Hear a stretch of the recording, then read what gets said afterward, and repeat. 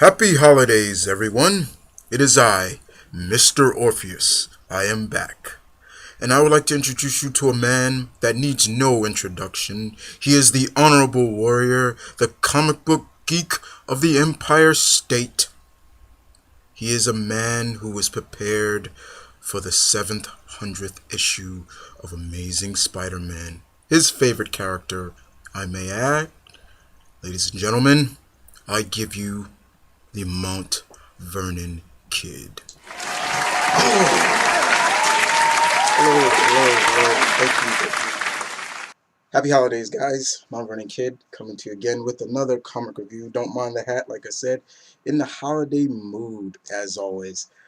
Mr. Orpheus, thank you very much for the introduction. Yes, I am gearing up for that 700th issue next week. But I have a giant size review for you guys. It was a lot of books I got for this week or last week or however you want to consider it. So no shout out this week, guys. I'm just gonna run right through the books for you guys.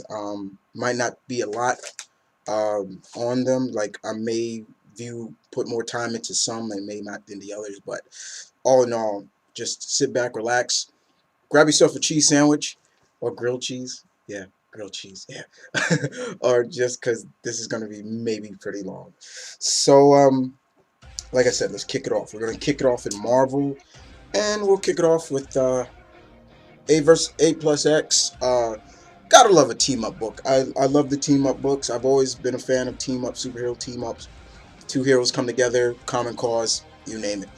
And so this is our first introduction of how T'Challa and Storm post their divorce, in a sense. And it was fine. It was there wasn't a lot of screaming. There wasn't a lot of like, oh, you did this.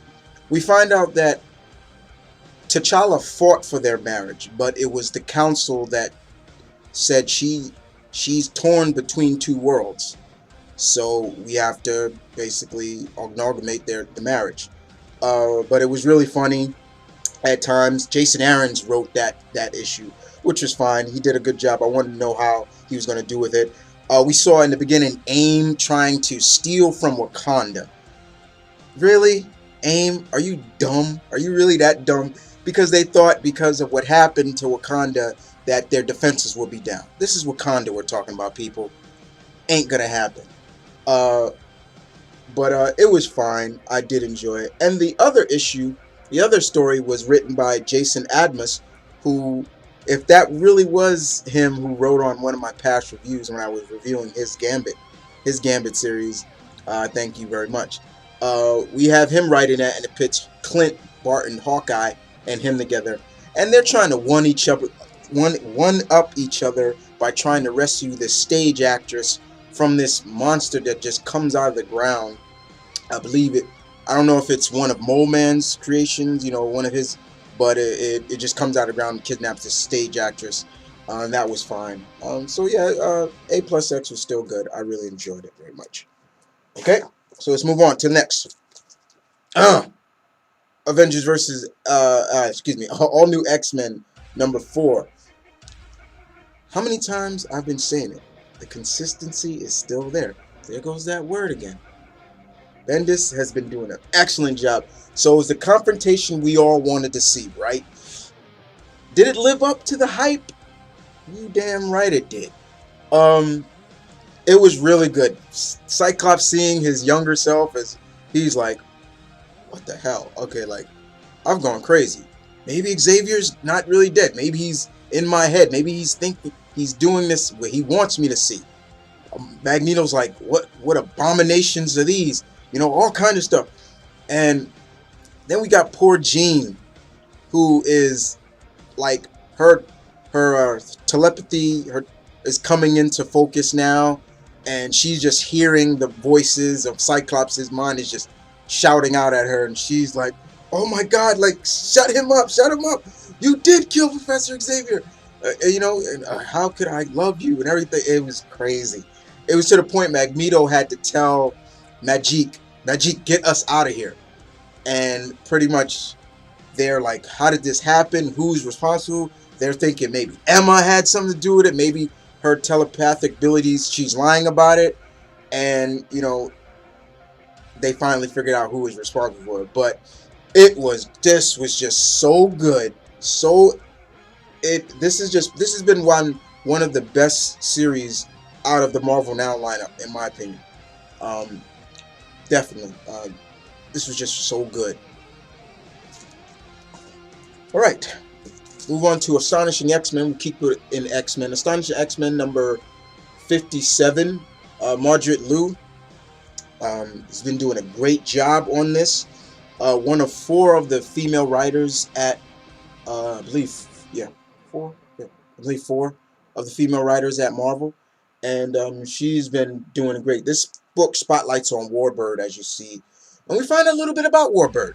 We find out she's a warrior, true, yes, but there's another side to her that she doesn't let people see, artistic side, and I don't mean that as a bad thing, but as a good thing. She loves artwork and things like that, but on the Shi'ar homeworld, that's basically not supposed to have that. And it gets more in depth with that, but I don't want to spoil too much for you. She was really trying to get accustomed to the Earthling holiday, you know, Christmas and things like that. But yeah, this has just been so good. I've been loving it very much. If you're not on board with Astonishing X-Men, I suggest you do. Margaret Liu is doing such a good job on that book. I'm glad they gave it to her. Alright, so we move on. Avengers number 2. Jonathan Hickman. And Jerome Opina. Love his artwork in this book. Continues the story, and we see the building of Ex Nihilo, the villain in this. We see where he came from and everything like that. We get an origin of why he's doing this, things like that. Cool. And we also get to see kind of more of the lineup of the team. And one of the members, I am so happy. I tweeted Jonathan Hickman. I told the guy, I was like, thank you for putting this guy on the team. I'm going to tell you who that is soon. So we get to see how the team comes together. And we're seeing how, you know, the funniest one to me, I think, was Wolverine. You know, Tony is like, we got beer. I'm in. And I thought the one that was bothering me the most was Spider-Man, because it's still Peter Parker Spider-Man. And Iron Man's like, we got money. And Peter's hugging him like a schoolgirl. Oh, thank you, thank you, thank you. And I'm like, now wait a minute, Pete. You got a job at Horizon. You're making a bit of this, so you don't need it. But it was fun. Of course, he went and talked to, and they called Cannonball, Sam Guthrie, and Sunspot, and they thought it was just Wolverine talking, and then they were like, no, we're retired. If the X-Men want us, no, we're done.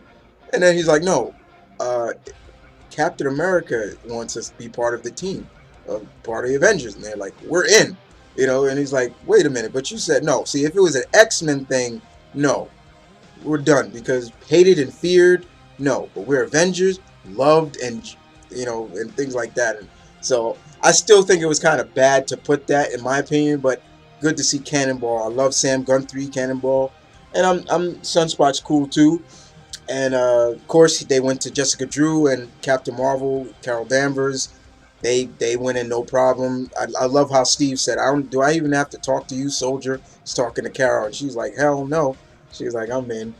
But of course, we get Hyperion's gonna be on the team, Captain Universe, and Smasher, who is the first human to be a part of the Imperial Guard, and they're going to do a story on her soon. But it's really who I want to talk about, who's on the team.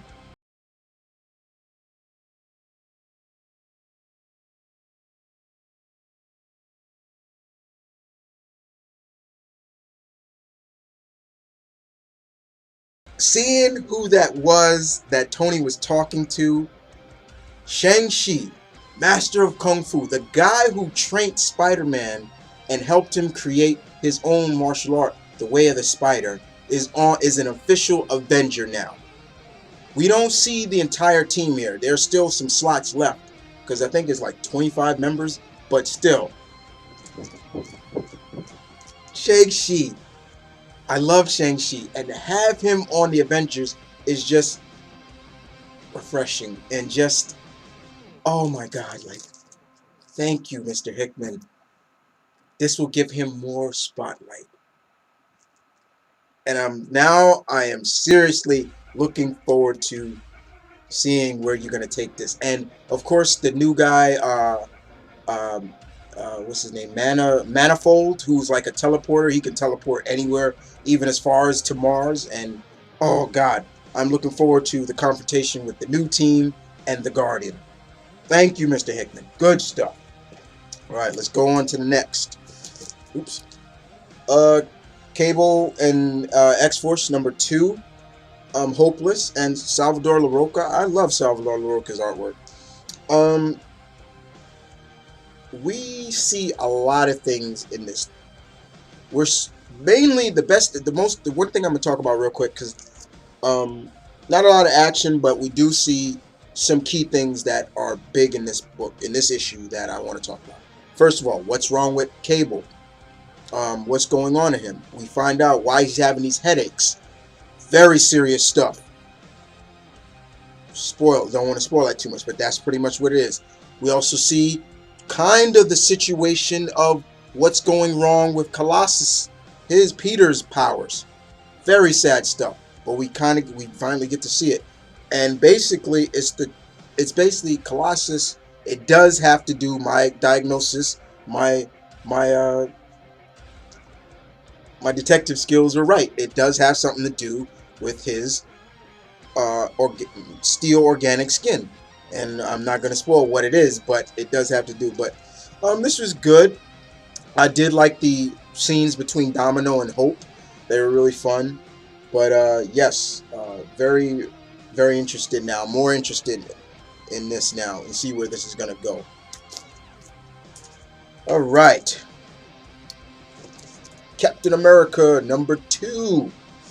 Rick Mirender, my mentor and good friend, brother from another mother, Blue Goblin, loves John Romita's artwork. I do like his artwork. He's not my favorite artist, but I do like his artwork.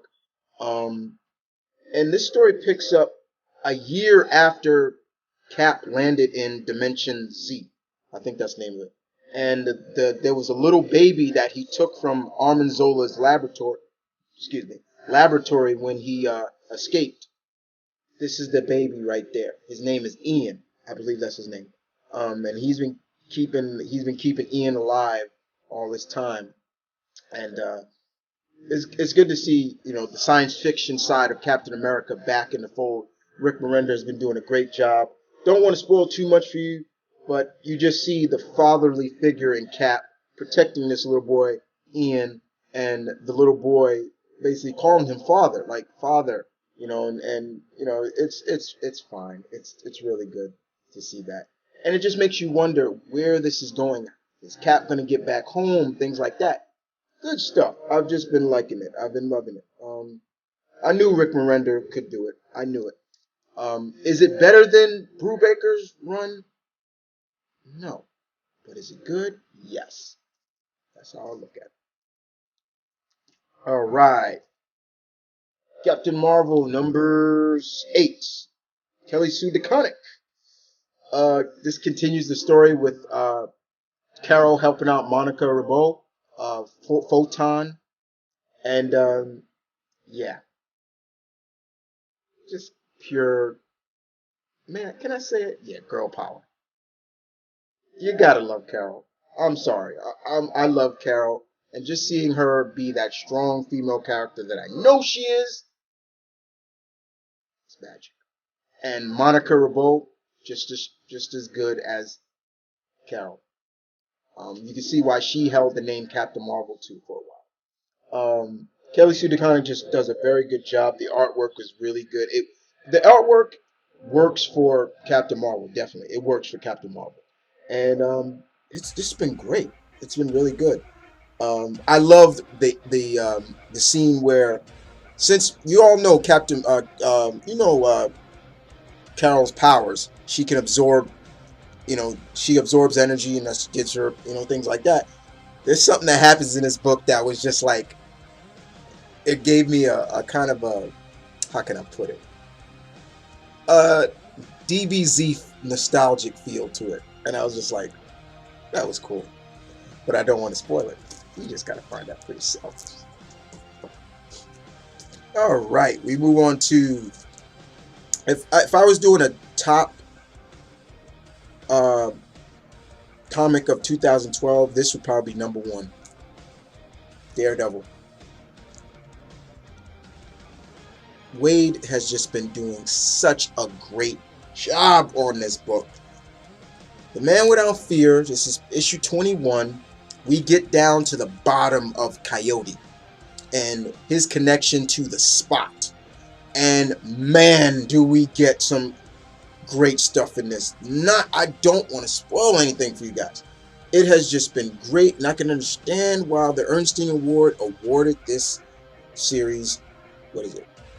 Best Continuing Series. This has just been great. Then, besides that, we get a little bit more. What's the relationship now between Foggy and Matt? Ooh, good stuff. And then, of course, there's a situation that's going on because a certain character is going to make his appearance soon in the book. One of the district attorneys that Matt has been seeing on the side thinks Matt's gone he's losing his edge. He's mentally having a mental breakdown because Foggy told him, since Matt found out who was responsible for his kind of thinking that he's gone crazy. So she goes into getting some help from one of Matt's friends, who we think is his friends. So we see this guy. She's talking and saying, Matt's in trouble. I need your help. And we're just seeing this guy, and we just seeing his voice echoing in the darkness. And all of a sudden, he comes in the picture, and we see Spider-Man come down, like, upside down, like the Spider-Man we know. And he says, I will find Matt Murdock. Don't worry, I'll find him. And I will crush him. So I'm like, that's not Peter. That's not Peter. That's that spectacular, that's, who, that other Spider-Man that's coming now. So yeah, we're gonna, next issue, the Superior Spider-Man makes an appearance in Daredevil. So, and I don't think Matt's gonna be pretty happy about it, especially because he knows Peter, and I think he'll recognize Peter's heartbeat. He'll do all that. He's like, you're not Peter. You're not Peter. And they know each other. Daredevil and Spider-Man have been good friends for a long time. And I know he'll know that's not the Peter. So we'll move on to James Adams with Gambit, number 7. Still Terry Dobson on the artwork, cover artwork. So Gambit finally gets away from the person that's hired him to steal from him, Kitch, and he still have to worry about MI13 and Pete Wisdom and all them. But it's been fun. Does he get away? I will spoil it. Yeah, he does. But it's how he does, and that Gambit charm, is just really in full in this issue, and I think Jim Adams has been doing a great job on this series. Issue number 7 has been fun. It's just a fun book, and that's the way Mr. Adams is writing it. Just fun. And I've always loved the Raging Cajun. One chance, right? All right, so move on to Hawkeye number 6. Now it is officially kind of, you can see, part of Marvel now, I guess. Yeah, now.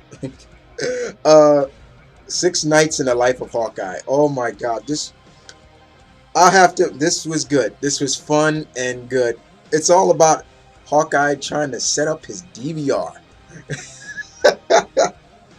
And that's the bait of it. It's just really fun. It was just fun. He's doing his Avengers thing. And then you got Spider-Man and Wolverine saying, hey, did you see this on? And he's like, oh, no, I didn't hear that. I got to set up my DVR, blah, blah. It's just been fun. Just really fun. And, all his neighbors asking him to do stuff for him and things like that. It's just been great. Like I said, this book should not be called Hawkeye. It should just be called Clint Barton. It's just really good. It was fun, very fun. So we move on to Incredible. No, got to get used to not saying incredible. Indestructible Hulk, number 2. Mark Waid and Leland Yu. Artwork is great. Mark Waid.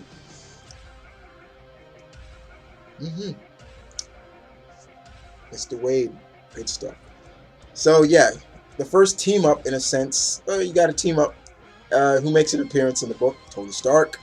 He comes to, he's kind of like, okay, Bruce, is he really a SHIELD agent? Everything like that. You see, Bruce is in his laboratory. He's working on new things to help the people and things like that. And Tony's like, oh my God, like he just created that. I mean, this could solve and cure several different kinds of cancers. And it was crazy. Bruce made this. It was like, yeah, see, this is what Bruce wants to be, and not just be remembered as being the Hulk. But we also get to see that Bruce is like, we see something in this book. We get another battle between the Hulk and Iron Man in a sense. It's just showing that Bruce is trying to show, basically show Tony in this is like, look, the old Bruce would have basically, anytime now people kind of like talk over and talk down to him, he probably just, now it's like, that was the old Bruce. The new Bruce is like, you screw with me, you think you're better than me, and all that. That's the old Bruce. And that's the kind of sense. And we do get a sense, we finally get to see that armor that the Hulk will be wearing now. And I think it's more, I'm not sure what the armor is for, the suit is for that Bruce made from, but I guess it's more to kind of nullify the Hulk's strength a little bit, in a sense. I'm not sure. That's just me just questioning what it is for, but we do get to see it. And it was fun. Even Tony now realized, like, even he says that he looks in the mirror and he says, okay, you're still rich. He says it to himself in the mirror, like, he's up there now. Like, even I probably wouldn't have thought about making stuff like this. He even gives Bruce his credit, not to Bruce personally, but outside of, with not Bruce looking. But it was good nonetheless. I'm looking forward to seeing when the Hulk goes on his first official SHIELD mission. Good stuff. All right, and we move on to Journey into Mystery, number 647. Catherine Imont. This is the other female writer on Marvel, and I'm gonna keep plugging Marvel for bringing more female writers in. We're seeing basically the real objective of this book is, what did Lady Sif do to herself when she was in Niflheim? We get to see what she's done to herself, and it becomes to the point where the people of Asgardia are starting to see it. Like, she is almost always now in battle mode, like all the time, like something is wrong, and it becomes to the point where she's starting to hurt people like little kids, like Volstag's daughter. And it was like, he was pissed off. He was like, and his wife, Volstag's wife, is like, no, I know another way of, let somebody else talk to her. Who else? None other than Lady Sif's brother, Heimdall. And it's to the point where they nearly go at it, and it's to the point where he says, you know what? You need a timeout. And he sends her off to another realm so she can cool off. But it was good. I'm looking forward to seeing where they go with this. I like what Iman is doing with this. And like I said, the spotlight's on Lady Sif. I love Lady Sif. Keep them coming. All right. We're moving on to Secret Avengers number 35. Rick Mirender. The artwork was okay, but the bottom line of this, let's get right to it. The Rise of the Machines. Yes. Yeah, get a good look. That is a Sentinel coming at the Avengers Tower. Yes, and that happens in there. Um, the father, who pretty much is like the father of all the machines, drones, and stuff, is basically it's the rise of the machines. That's the basis of this book, and we're gonna see what's gonna happen.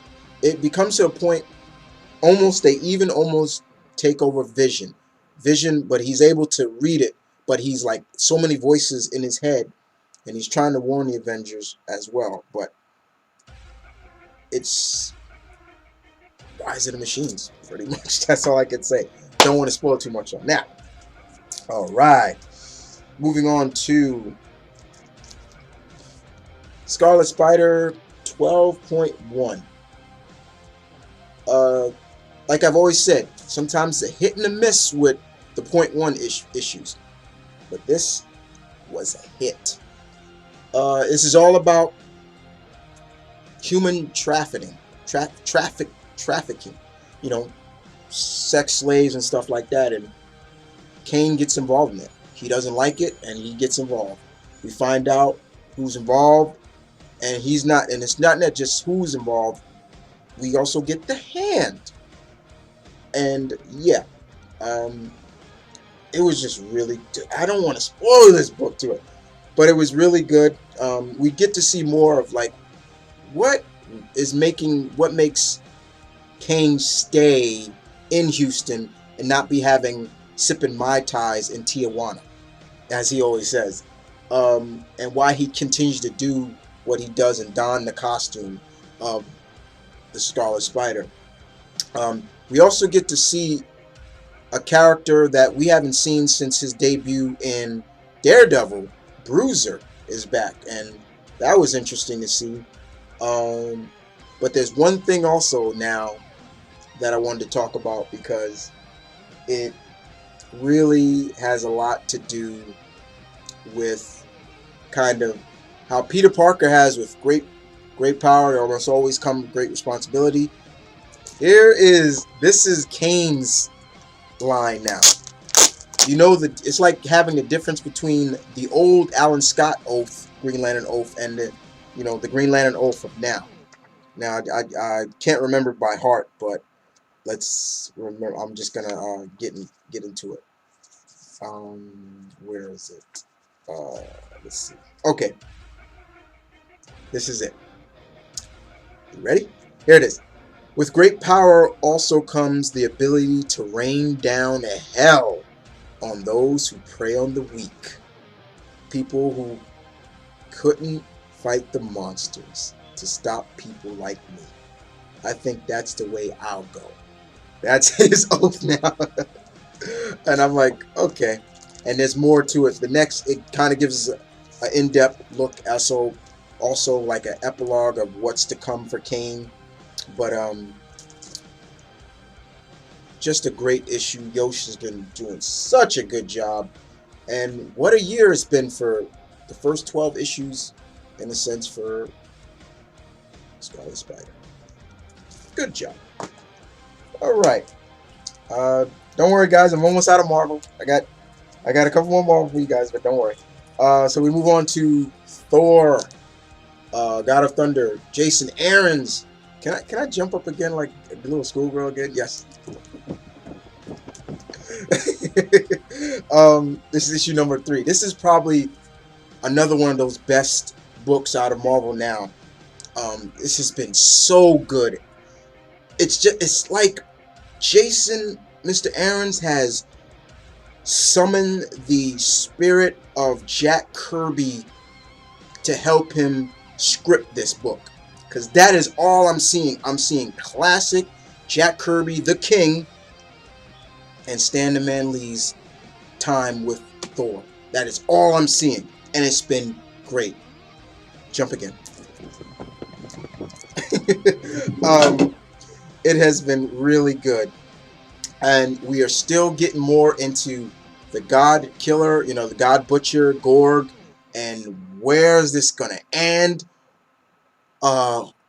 Thor and other gods. You seeing other gods that have been killed by Gorg.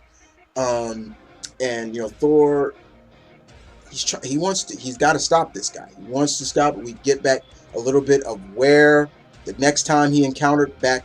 Once again, it takes place, shows past Thor when he was still young, a little bit arrogant, present Thor, and older Thor, a possible future. We don't know, but it's been really good, and it's to the point now that some of the gods, spoiler alert, are hiding from him because, and why? Why are they hiding? Because they blame Thor. Even one of the gods that were hiding even said, "I'm hiding because of you, Thor. It's your fault that he's trying to kill us and stuff like that." And oh man, it's just been good. Mr. Aarons, just keep up the good work. I see no, how can I put it? I see no writer's block with you, because you're not really writing too many books, but you've just been really just selling this book. Keep summoning that spirit of Jack Kirby, because it is really, really helping you so much. Good book. Good stuff. Iron Man does make an appearance in the book as well. Iron Man asks Thor, "Do you need help?" And Thor's like, "No, not too much. I have it from here." And he says, "Oh, it's a God thing." And he's like, so we move on to Ultimate Comics. Ultimate Spider-Man, only Spider-Man. Yeah, check out that. Poor Miles in the desert.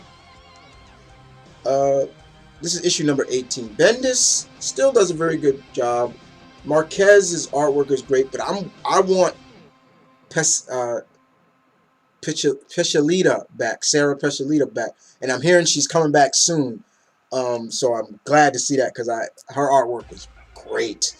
The bottom line is this picks up right where that last issue left off, where Miles got thrown and sent, and he's not alone. We find out that there's a agent of Hydra who happens to be a giant woman. Now, my friend Comic Book Uno, hi Kat, she thinks it's Cassie Lang, ultimate version of her.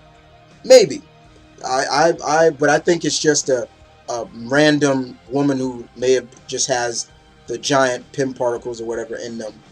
And we see Miles handling himself pretty damn well against the woman. I mean, there were times where she grabs him and slams him on the ground. And you gotta remember, Miles is like, what, 12, 13, 14 years old? It's like, damn, But Miles is using all his abilities.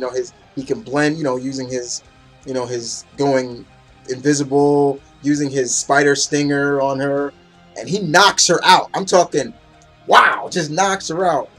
And of course, that's when Spider-Woman comes, and she just embraces him and like, "Oh, thank God you're okay." Everybody starting to like this new Spider-Man because of the fact that he saved the president's life. We all know who the president is in the Ultimate Universe, Captain America. Good choice. But and it gets more, and then more of a sub-story. We see what's going on with Miles' dad, his father, and things like that, and how he's coping with what he did. And of course, his mother, scared of what's going on. Where's Miles? I can't find him. Everything like that. She goes to his friend Genki's house, and Genki wants to tell her, but he can't, and things like that. And we kind of get to see more of a relationship, which I don't want to spoil, but of what the relationship is between Spider-Woman and Miles, and what she does like him, and she doesn't want to see him get hurt. And Miles is asking, "What's your story? Who are you? Why?" And she's like, "I can't tell you that. But I promise you, someday I will." Now, we as fans know that, pretty much, this Spider-Woman is the clone of Peter Parker, but it's still good. Oops, got my stuff.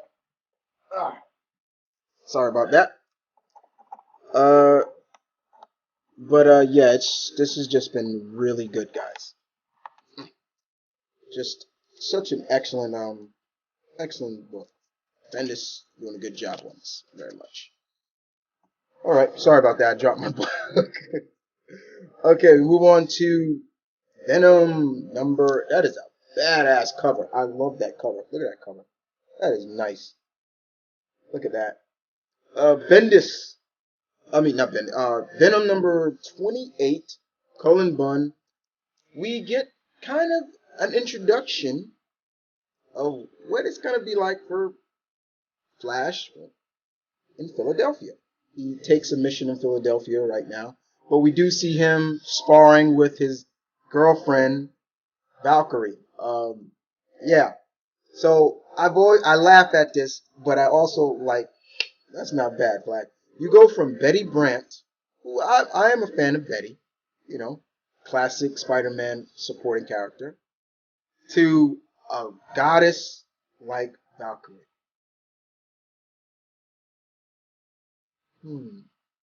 Betty Brant, Valkyrie.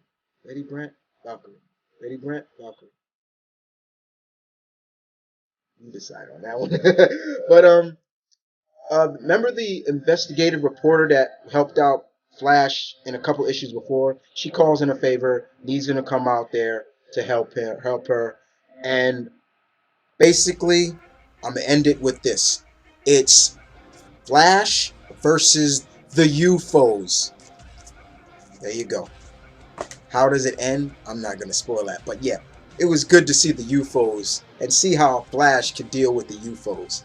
For all those who don't know what the UFOs are, they're kind of like the Fantastic Four in a sense, but they're Hulk villains. They're villains. But they're classic characters. Good stuff. Alright, and we move on to Wolverine and the X-Men. This is issue number 22. It's the kids, Jason Aaron's, Bradshaw's artwork. I can tolerate his artwork. I tolerate it. There's just no Chris Baccio, please. It's still the kids trying to save their teachers, from being, they're brainwashed and thinking they're part of the circus. We get to see a lot in this, and we also get to see a little bit of more of the story between the Frankenstein and, of course, one of the kids of the Hellfire Club and his connection to Frankenstein, everything like that. How the kids are dealing with trying to free their teachers. That's pretty much the basis of it. And Ida here, steps up big time in this book as always. But this was just really good. This has just been a fun read. It's got everything you would want: action, suspense, comedy, good characters, and it just doesn't spotlight on the title name. And that's something that I've always tried to tell people: stop looking at it from the title point, Wolverine and the X-Men. Just look at it as another X-Men title, and you'll be good to go.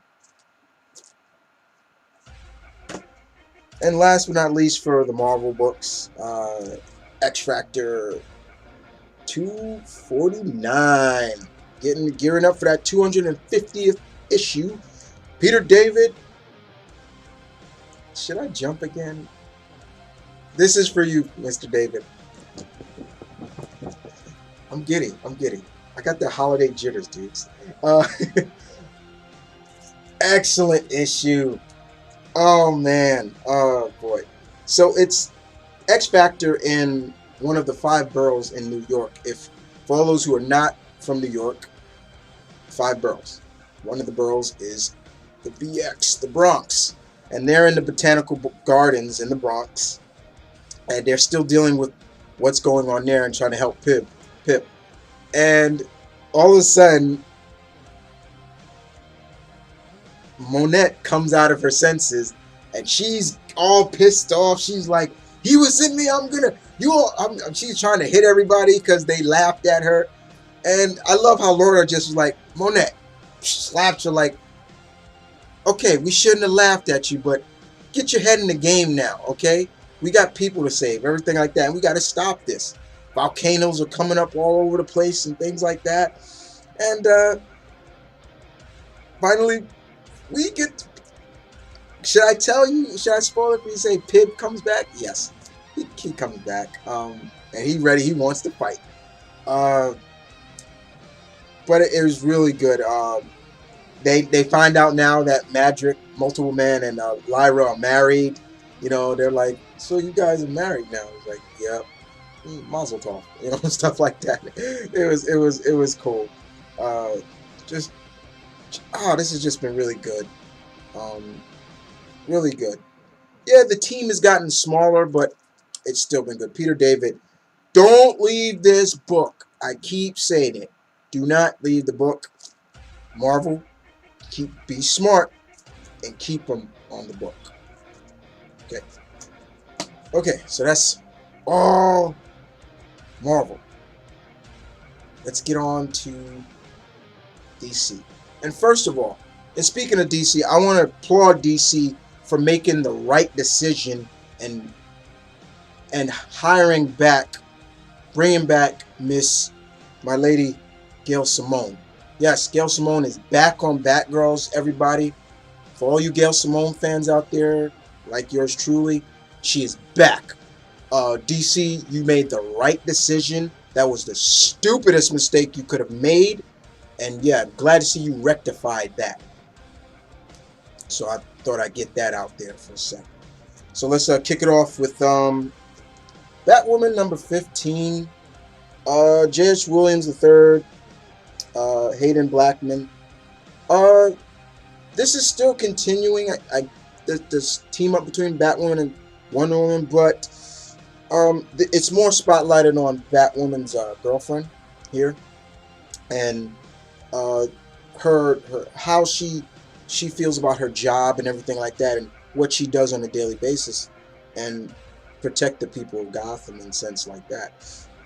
But I thought it was really good to spotlight on her very much, and how, you know, still this also plays into, you know, the Lady of the Water, you know, the Weeping Woman, the Weeping Lady, yeah, and, you know, still trying to figure out where are everybody, some of the children that she took are. It's still wrapping up pretty good, but yeah, it was really good. I don't want to spoil, as I always say, you guys hear me say it all the time, I don't want to spoil too much for you guys, but yeah, it was fun. It was a lot of fun indeed.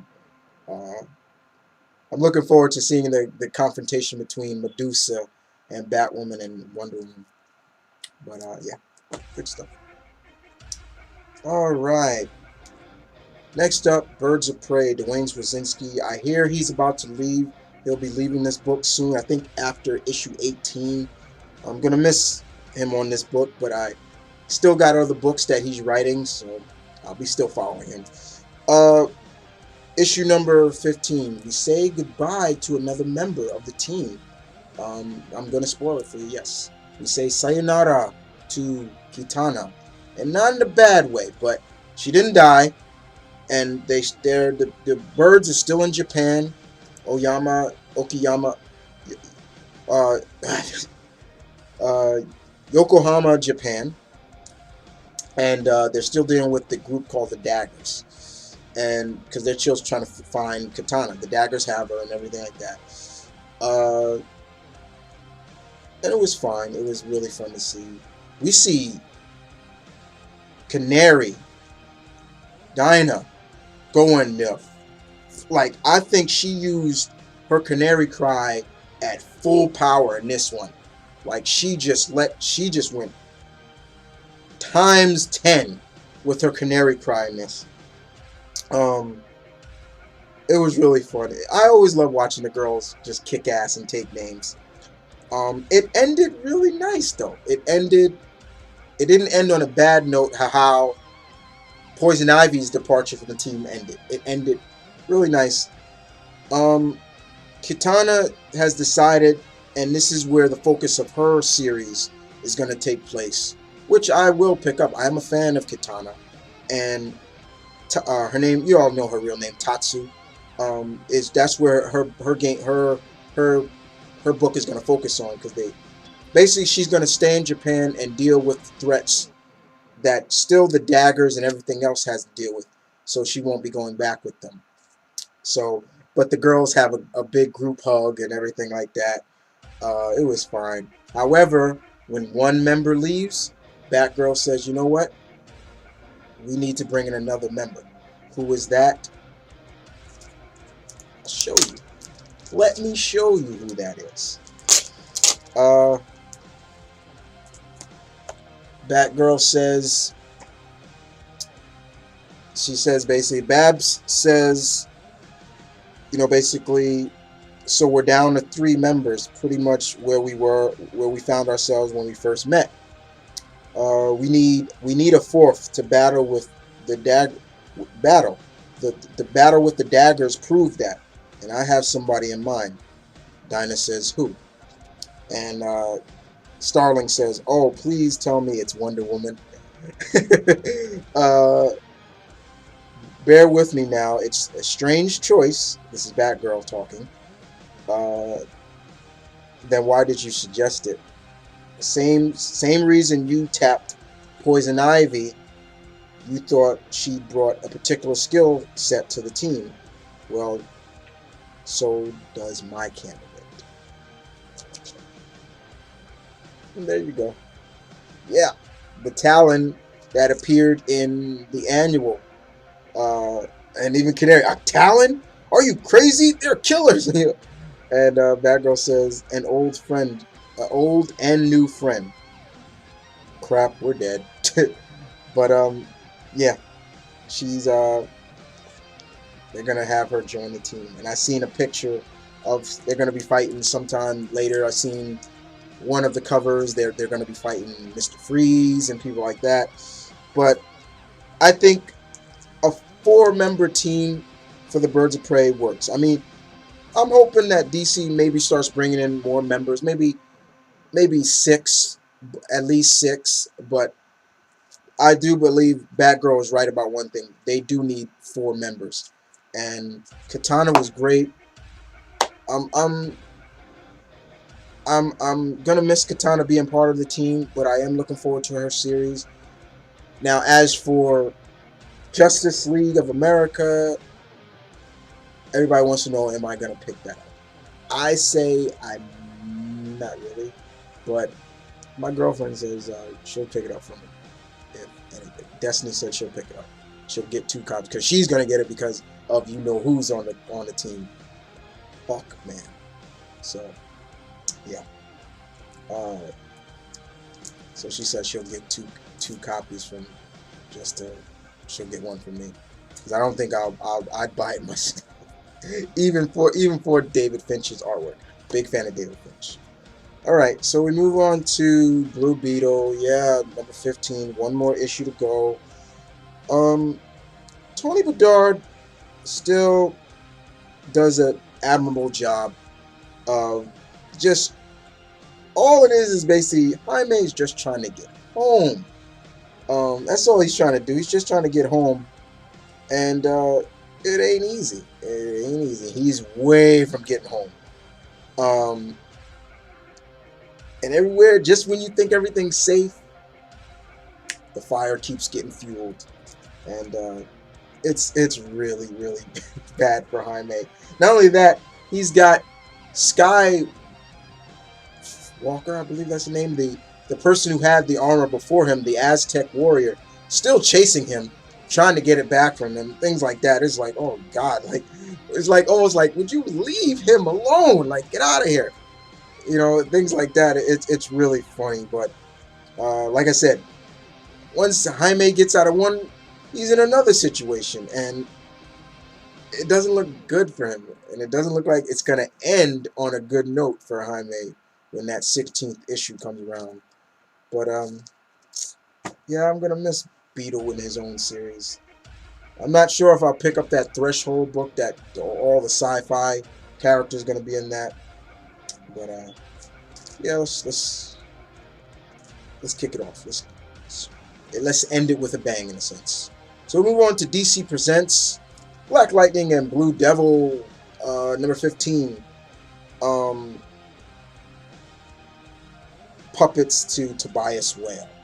Now, Tobias Whale has made a deal with a demon known as Neburios, who we find that the connection to him and Blue Devil.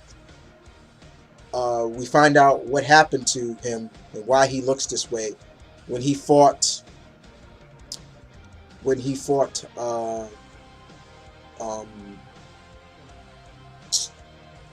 Etrigan the demon. We see that Etrigan skinned him alive, and his skin used to be blue. That blue from Blue Devil. And we also see, but Tobias Whale is playing for keeps, and he makes sure that Black Lightning, Jefferson, and them are paying attention because he kidnaps Jefferson's dad, and he's using him as a pawn. And he's like, if you don't do this, your dad is dead. But it's been fun. There's one more issue to go. It ends kind of bad. It ends on a cliffhanger. Something bad happens to Black Lightning. I'm hoping that it's not permanent. Sorry, I dropped my book again. But it was good very much, and looking forward to it. Okay, let me pick up my book again. I just dropped it. But yeah, issue 15. I hear soon in DC Presents Starfire is gonna get a solo run, and I know that is gonna please Blue Goblin because he loves Corey. I'm a fan of Starfire. I love Starfire too, but I think he dwarfs me in terms of love for her. Even though I don't read, the Red Hood and the Outlaws, because that's where she's in. But okay, moving on to Green Lantern number 15. Johns and Mankey. First of all, I'm gonna say this right now. I read through this really fast. I don't know why. Why does it feel like this book, self-titled Green Lantern book, is really quick to read through? But the bottom line of this is we find out Simon finds the man responsible for who set him up, and that's kind of cool. And that's kind of cool in a sense. That's really cool. The Third Army is really bad in this. And we also see some other members of the Green Lantern Corps in terms of, I'm forgetting the Squirrel Green Lantern. He's in this. Yeah, I'm forgetting his name. But he actually helps Simon. The Corps knows that the Guardians have gone completely nut and crazy. Blue-faced bastards. And also we find out what's going on with Sinestro and Hal and where they are. Without spoiling too much, they're in a place called the Dead Zone. And you could probably figure out what their status is. That's all I'm going to spoil. Alright, now the rest of the books, guys. I ran out of covers, boards and bags, so the rest of them are out of boards and bags. So let's kick it off with, if you can see that, New Guardians, Green Lantern New Guardians, Tony Bedard. Oh my God, this was good, so good. The other two Green Lantern books, in my opinion, are better than the self-titled stuff. I'm sorry. Yeah, I said it. It's better than the self-titled. Kyle is still trying to, master all the spectrums, and of course, Greed is another one, And they go pay a visit to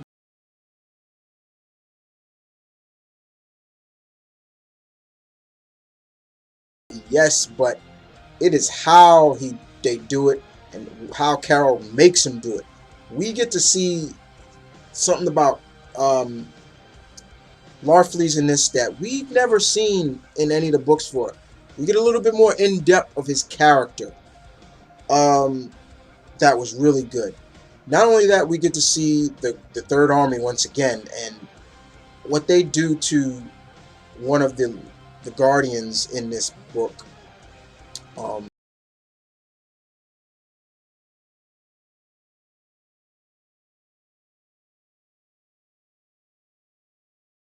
was a threat to the Guardians' plans. And when somebody's a threat, you got to send out the big guns, right? So who's going out to deal with Kyle?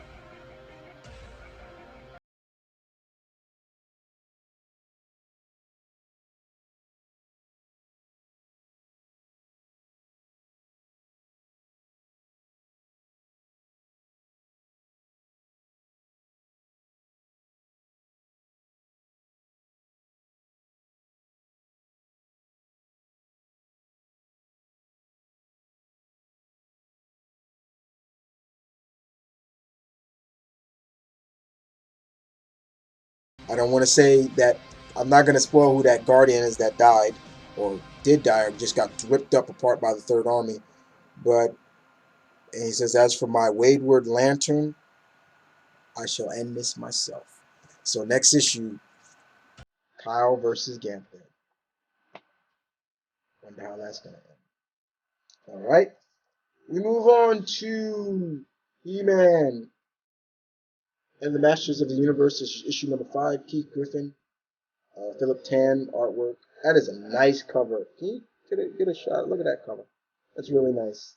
He-Man and Battle Cat or Cringer battling. Now, why are they battling, you may ask? Skeletor wiped everybody on Eternia's memories, so they don't know who they are. And this is where it picks up.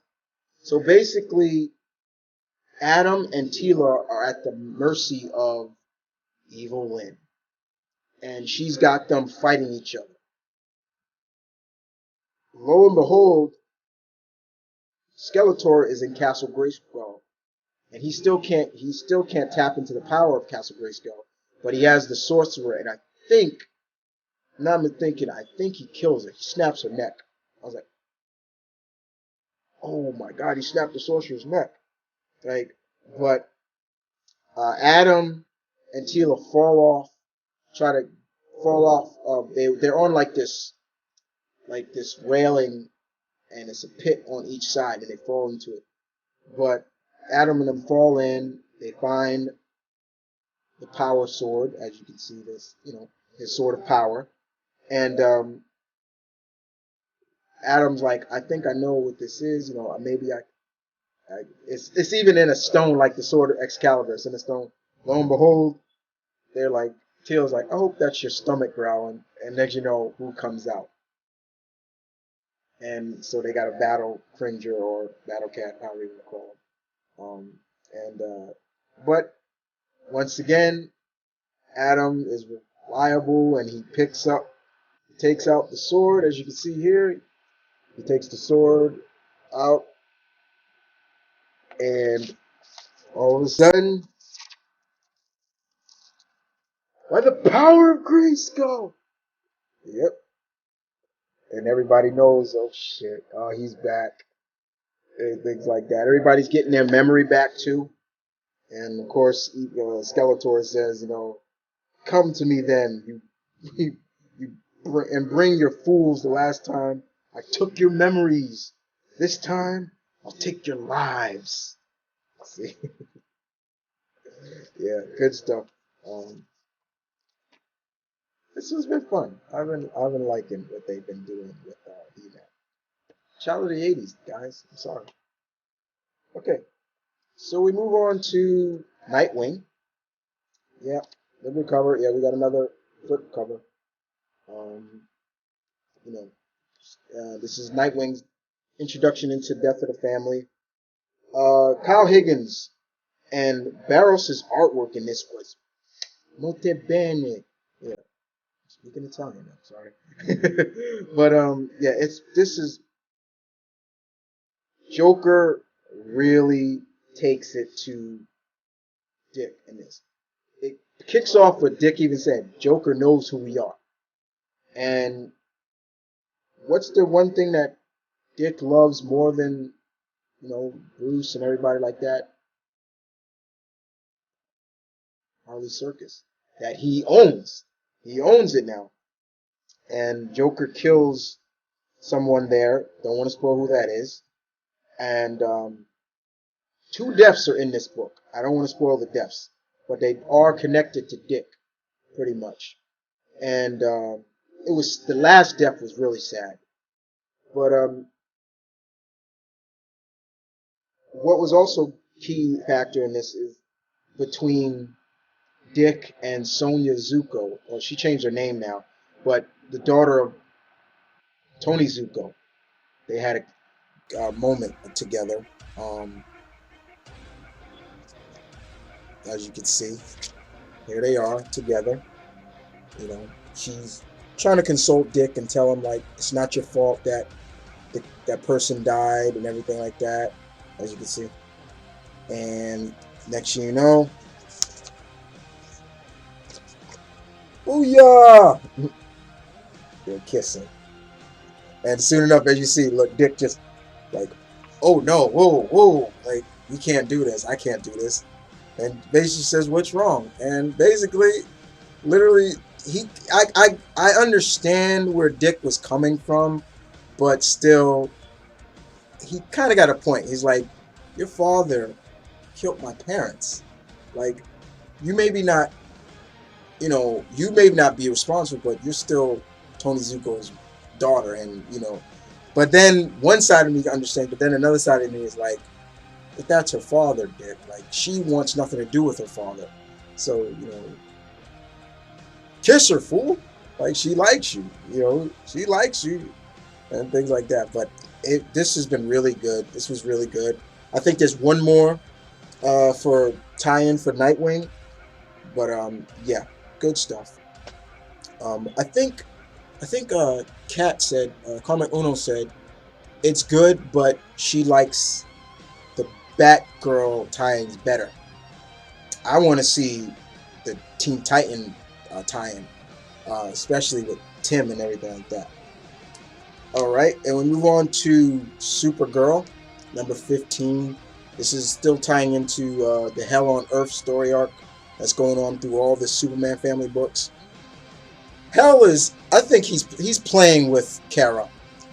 He's talking about how he can save Kandor and revive. We got to go back in time to bring Krypton back to life, everything like that. He's taken over the Fortress of Solitude. Clark can't get back in, because of that. And it's great. I don't like how they make Clark look. Okay, you want to see? I'll show you Clark. Let me show you Clark and Superboy together. Now tell me they don't look like twin brothers. All right, let me see if I can find it. Here we go. Look at that. Look at that. That's Superman and Superboy. Superman gave Superboy his suit because he was dying, and if you do read Superboy, you'll know why. But look at Superman. Look at them. They look like twin brothers. Looks too young. He looks too young.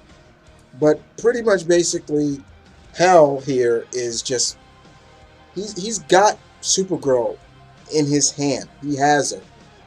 It's like he's got her like a puppet on a string, and she's falling for it. Kara's falling for it, and it's bad. It's really bad to see that, because I know she believes Krypton's still alive, and people. But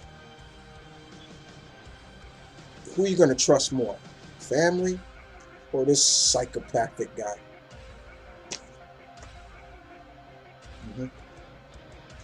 And the last DC book. Sky still with me? I hope you guys are still with me.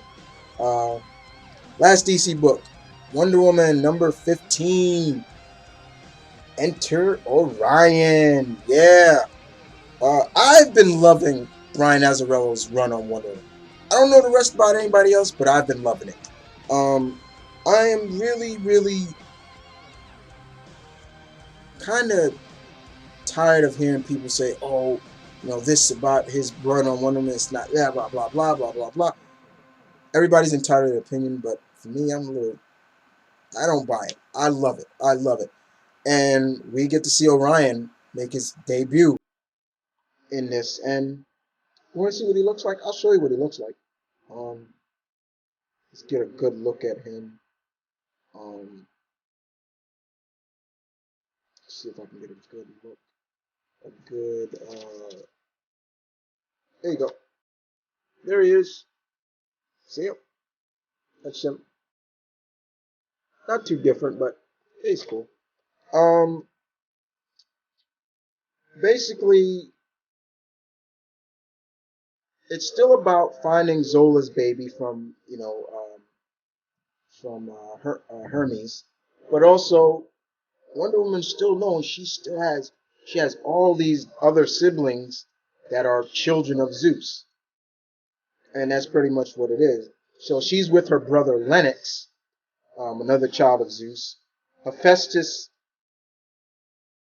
upgrades Diana's gauntlets.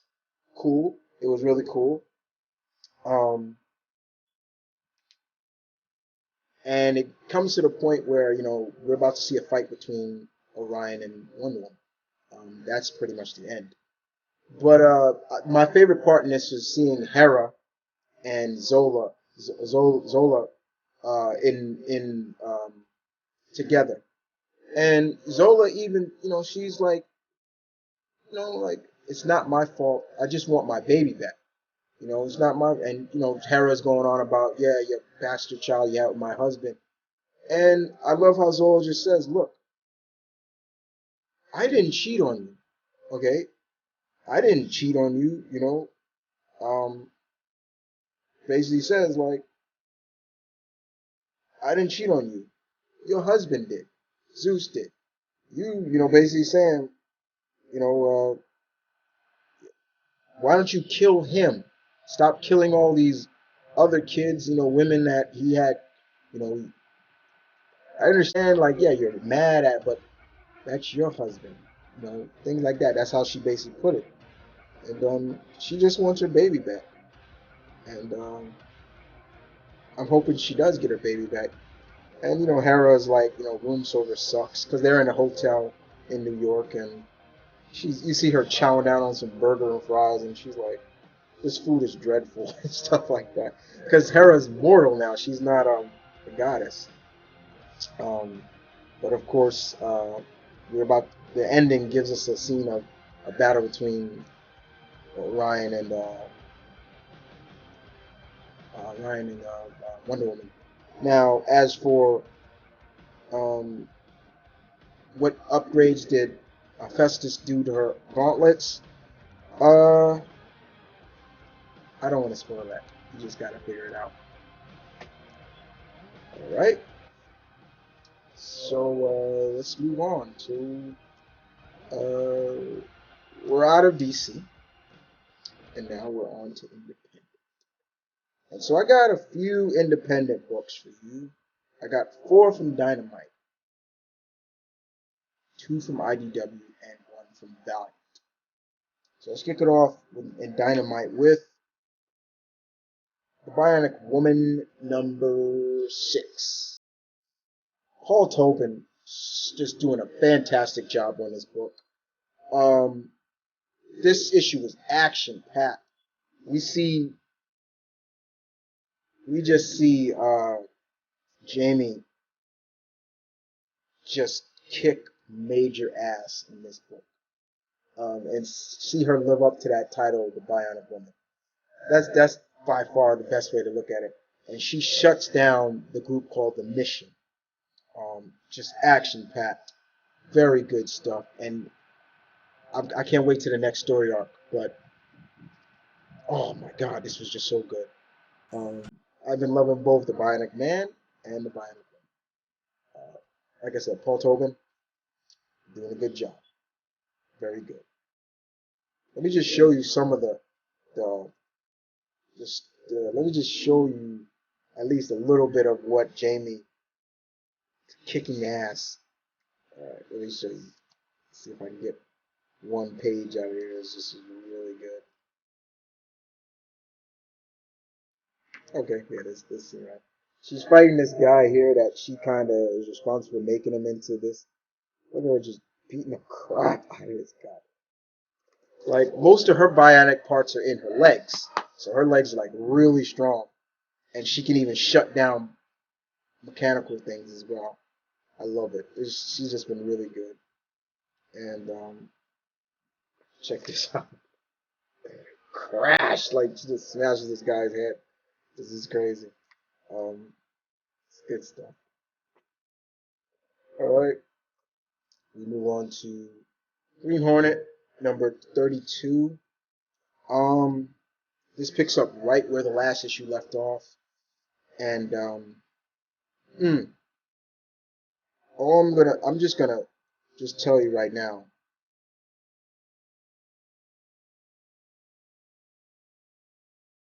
Doesn't look good for Britt Reed and the gang. Indeed, they've been. Let's just put it like this, guys. They have been beaten, broken, looking bad, and I can't wait to see where it leads into the next issue. I don't want to spoil anything. It's just this issue has been really good. All right, so we move on to the second issue of the before the superheroes. There were the Mask, the pulp hero team up event. Mask number 2. Look at that. We got the Spider, Shadow, and the Green Hornet on the cover. I really wanted the Alex Ross cover, but they didn't have it. Chris Robinson still does a good job writing. Alex Ross does not do the painting in this. I think it was only one issue, the first issue. I thought it was the whole event, the whole miniseries, but it's not. But he is like the art director, and the artist is named who's the artist on this? Dennis Caliriel. Caliriel is the one who does the artwork on this, and it's following his basically Alex Ross's direction, and we're seeing that the government in this, like these people in the name of justice are just being a bunch of bastards. You know, the what they call they're called the Justice Party. They're taking justice to a whole new level, and it's up to the heroes to figure out. We also get to see some more of the masked classic pulp characters. The first one to be the first female, as you can see her right here. Her name is Marlene Drake, aka Liz Fury, and the green guy that you see in the back, that's the Green Llama. And that's who we also get to see in this book. But it's still focused mainly on the Shadow, Green Hornet, the Spider, and people, you know, and they lie low at Richard Wentworth's, the Spider's mansion. Now you got to remember, this is old school Spider, not what's going on now in the modern age one. So this is the old one. Remember, this takes place in the 30s. And they're introducing each other. They're taking off their mask, and Britt Reed takes off his mask. He's like, yeah, well, I'm not busting heads. I go under the name Reed, and Kato takes his mask off, and is tending to Britt Reed because his ribs got busted up. And then they're like, and you, Shadow, when you're not the Shadow, who are you? I am the Shadow. Like he doesn't give him his name, which was really funny. I love that scene. That was so funny. Like here it is right here. Like he literally says it like, I am the Shadow. Like it was fun. We also get to see Zorro. Well, he's not in costume yet, but we see him stacking up. When he kind of breaks. There's a prison breakout, and because one of the district attorneys help him get out of jail, and that's fine. And we're just seeing like they know that they can't do this alone. They know they need more help, and the Spider and Green Hornet, all them say, like, there are more people out there. We know there's more, and they'll come. They'll come and deal with everything. They're going to help us, pretty much.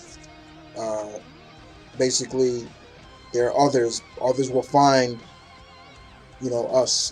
They'll find us. They'll find the strength within to do something about this Justice Party, because it's like they're just taxing people and doing all this stuff, and in the name of justice. They speak of justice, but for who? Right? Yeah, I'm quoting Connor. Yeah. But no, it's good stuff.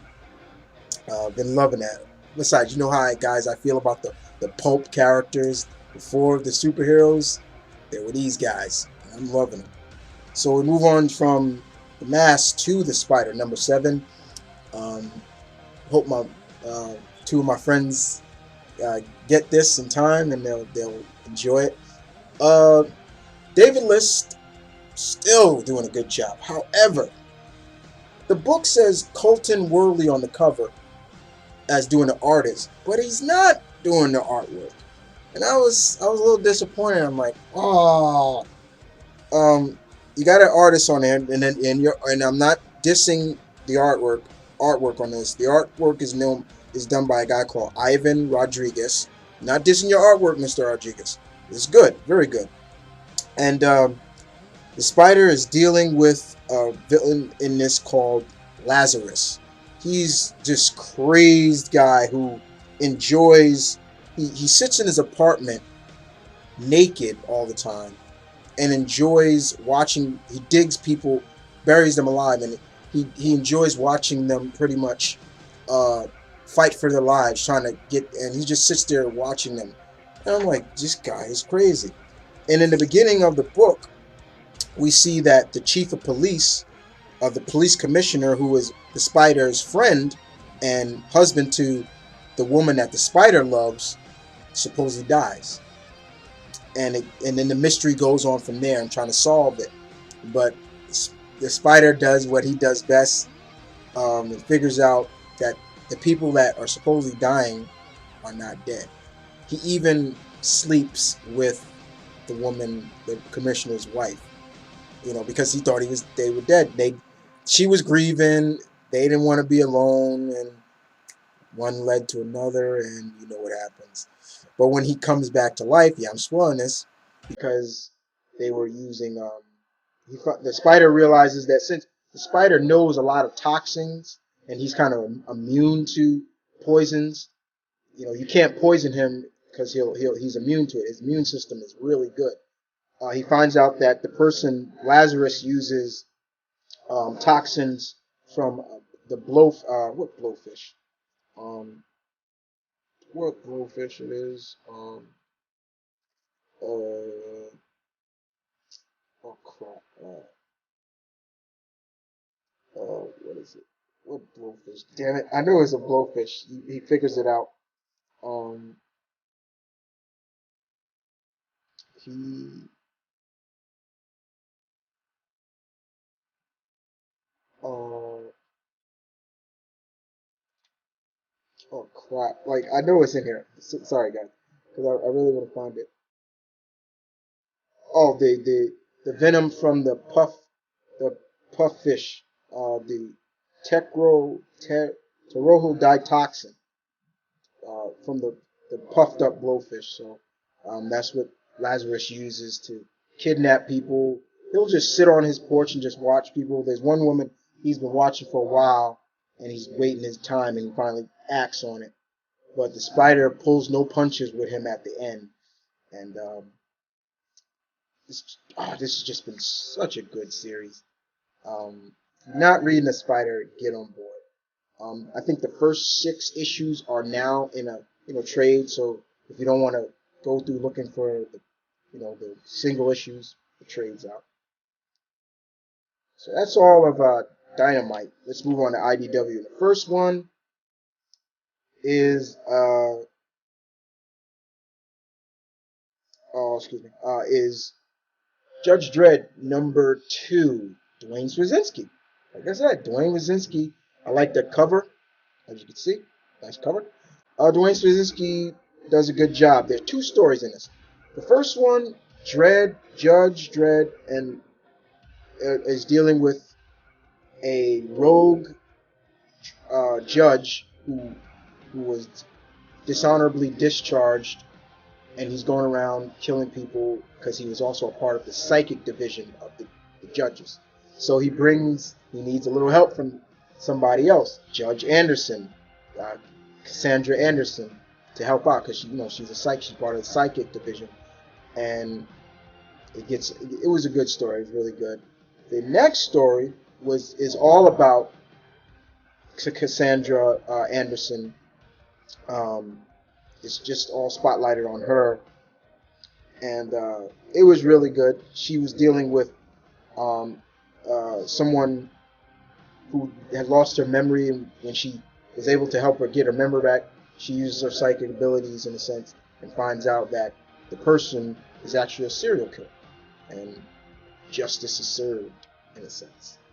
But yeah, it was good stuff. Not very good for the second issue. Wayne Szynski, very good. I'm glad I picked up Judge Dredd. Get back into Judge Dredd again. Like I said, I know the character, so it's not like I don't. But I think Mr. Straczynski has a good mind of what it is he's doing in a sense. All right. Snake Eyes and Storm Shadow number 20. Chuck Dixon. This is the last part to Target Snake Eyes, part 6. The Joes know that Snake Eyes was not a traitor to them, why he did what he did, everything like that. It's a battle. It's all it is now. It's just a battle between Snake Eyes and Storm Shadow. Who is the victor? Who's not the victor? Who comes out on top?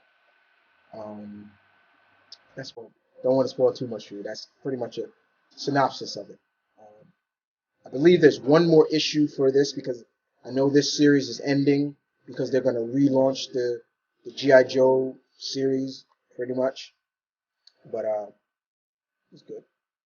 And last but not least, we move on to Valiant Entertainment. And that is none other than Exo Man of War number 8.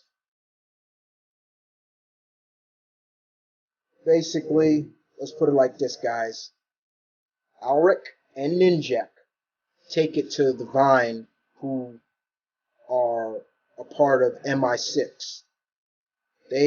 Two men, go in to MI6, the British intelligence, and shut them down. And that's pretty much the whole basis of this issue. This ends the story arc of that was going on, and it's getting ready to get into this next story arc called Planet Death.